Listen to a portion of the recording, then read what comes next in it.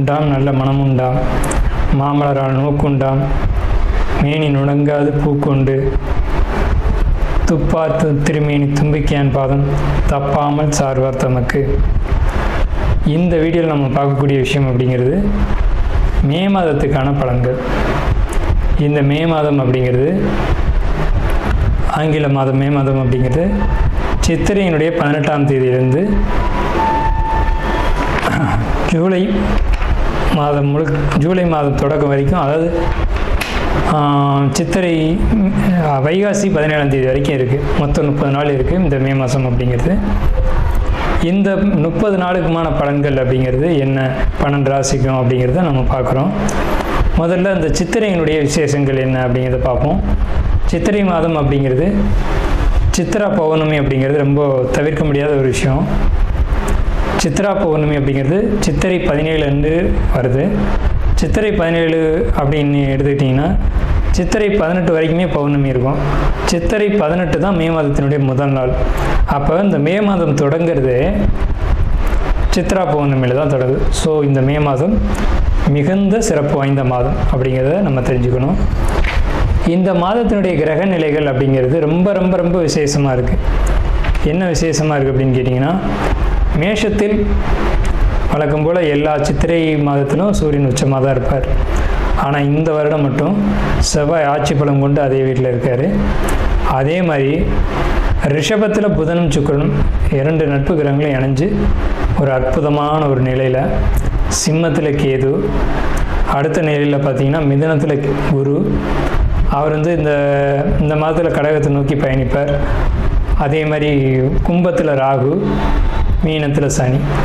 இந்த மாதிரியான விசேஷம் கொண்ட ஒரு கிரக அமைப்புகள் இந்த மே மாதத்தில் அமைஞ்சிருக்குது அப்படிங்கிறது 12 ராசிக்குமே ரொம்ப ரொம்ப ரொம்ப சிறப்பான பலன்களை கொடுக்க இருக்குது. என்ன அப்படின்னு கேட்டிங்கன்னா, 2 சுப கிரகங்கள் அதாவது ஒரு சுப ராசியில், ரிஷபம் அப்படின்றது விசேஷமான ராசி, அங்கே புதனும் சுக்கிரனும் இணைஞ்ச மாதிரி ஒரு மாதம் பிறக்குது அப்படின்னாலே அது விசேஷம்தான். சரி, என்ன மாதிரியான நல்ல பலன்கள் நடக்கும் அப்படிங்கிறத நம்ம பார்ப்போம். இந்த சித்ரா பௌர்ணமியினுடைய விசேஷங்கள் என்ன அப்படின்னு பார்த்தீங்கன்னா, சித்ரா பௌர்ணமி அன்னைக்கு தான் சித்திரகுப்தனுடைய வழிபாடு நடக்கும். சித்திரகுப்தன் அப்படிங்கிறது யாருன்னு கேட்டிங்கன்னா, யமனுடைய பிஏ, அதாவது அசிஸ்டண்ட். இவர் தான் பாவ புண்ணிய கர்மா கணக்குகளை கையில் வச்சக்கூடியவர். ஸோ இவர் வழிபடக்கூடிய நாள் தான் சித்ரா பௌர்ணமி. அது மட்டும் இல்லாது ஒவ்வொரு குடும்பத்திலையும் அந்த குடும்பத்தினுடைய கன்னி தெய்வங்களை வழிபாடு பண்ணக்கூடிய மாதம்தான் சித்ரா பௌர்ணமி. சித்ரா பௌர்ணமி என்று விசேஷமாக அவங்கவுங்க குடும்பத்தில் கன்னி தெய்வங்களை எடுத்து வழிபாடு பண்ணுவாங்க. நம்ம வேணால் கன்னி தெய்வங்களுடைய வழிபாடு எப்படி அப்படிங்கிறத ஒரு தனி வீடியோவை கூட கொடுப்போம். ஸோ கன்னி தெய்வ வழிபாடு அப்படிங்கிறது ரொம்ப விசேஷமானதும் கூட, முக்கியத்துவம் வாய்ந்ததும் கூட. இதில் சித்திரகுப்தனுடைய வழிபாடு ரொம்ப ஒரு அவசியமான விஷயம். அதே மாதிரி திருவண்ணாமலை கிரிவலம், அவரவருடைய குலதெய்வ வழிபாடு. இதில் ரொம்ப குறிப்பிட்டு பேசணும் அப்படின்னா, அன்னதானம் கொடுக்கறது. இந்த சித்திரை மாதத்தினுடைய ஒரு உக்கிரமான காலகட்டத்தில் அன்னதானம் கொடுக்கறத காட்டிலும் நீர்மோர் கொடுக்கறது, தாகத்துக்கு தண்ணீர் கொடுக்கறது, இதெல்லாம் ரொம்ப ரொம்ப விசேஷம். ஸோ அவங்க வயிறு குளிர்றது போல், மனம் குளிர்வது போல் உங்களுக்கு கர்மா தீர்க்கப்படும் அப்படிங்கிறது முக்கியமான விசேஷம். ஸோ இது முக்கியமான விஷயம். அதே மாதிரி இந்த சித்திரை மாதத்தில் கத்திரி வெயில் அப்படிங்கிறது மே மாதம் 4ஆம் தேதி அன்னைக்கு மே 28 வரைக்கும் இருக்கும். இந்த 25 நாட்களும் மக்கள் அதிகப்படியாக யாரும் வெளியில் வராமலும் சில விஷயங்களை தவிர்த்துக்கவும் வேணும். அன்பார்ந்த கன்னிராசி நேயர்களுக்கு மே மாத பலன்கள். மே மாதம் அப்படிங்கிறது கன்னிராசிக்கு என்ன விதத்தில் அமைஞ்சிருக்கு அப்படின்னு பார்த்தீங்க அப்படின்னா, முதல் விஷயம், ஒரு நல்ல பலன்களை சொல்ல காத்துட்ருக்கு. மே மாதத்தில் வருமானம், பொருளாதாரம் மிகுதியான சிறப்பான ஒரு யோகத்தை நிச்சயமாக கொடுக்கும். பொருளாதாரத்துக்கு பஞ்சம் இருக்காது, வருமானத்துக்கு குறைவு இருக்காது. அதே நேரத்தில் கவலைகள் சூழக்கூடிய ஒரு மாதமாக இருக்குது. கவலைகள் அப்படிங்கிறது என்ன விஷயத்தில் அப்படின்னு கேட்டிங்கன்னா, குழந்தை சம்மந்தப்பட்ட விஷயங்கள், ஜாப் சம்மந்தமான விஷயம், திருமணம் சம்மந்தமான விஷயம். இது 3ம் பாதி ஒரு கவலையை கொடுத்துரும். ஆனால் இது 3 சம்மந்தமாகவும் நீங்கள் கவலைப்பட வேண்டிய அவசியம் இல்லை.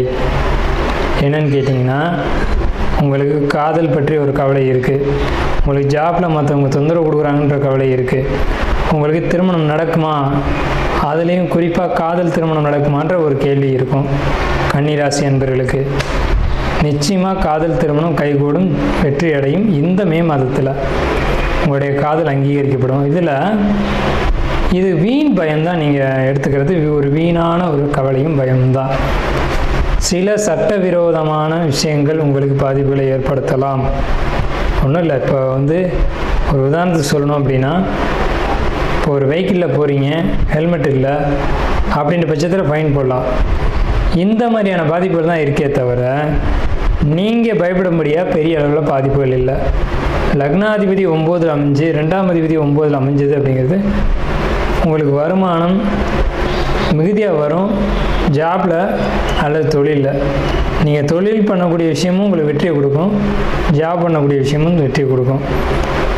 அதே மாதிரி உங்களுடைய வாழ்க்கை துணை உங்களுடைய வெற்றிக்கு துணை நிற்பாங்க.